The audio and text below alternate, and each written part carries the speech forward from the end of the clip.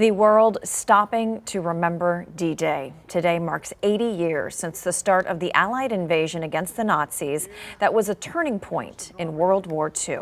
President Biden joined other world leaders in Normandy, France to honor the thousands who died and those heroes that are still living. And tonight, sports anchor Vinny Vanzetta reflecting on those who paid the ultimate price in the name of freedom.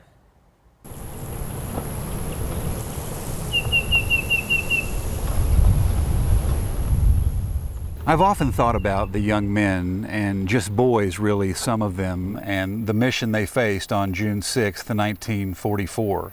80 years ago this very day, D-Day.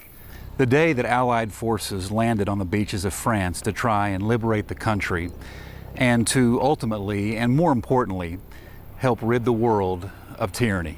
I've often thought of them and their almost unbelievable selfless sacrifice to our great nation. 20-year-olds asked to do the nearly impossible. Teenagers who knew in all likelihood they were going to die in defense of flag and country. I've wondered what their emotions must have been like the night and hours before, the ride across the English Channel that morning, that day. It's hard to comprehend, and I'm not sure we even have the right. It leaves me speechless thinking of the courage they showed in the face of just impossible circumstances. I've never served, I've never been in combat, and I've no right really to completely understand the hell on earth that those moments must have been like. Young boys taking enemy fire as soon as the boats landed at Normandy. Soldiers mortally wounded on those beaches and screaming for their mother, asking for God to help them. It's difficult to think about. Allied American casualties were 2,500 dead that day.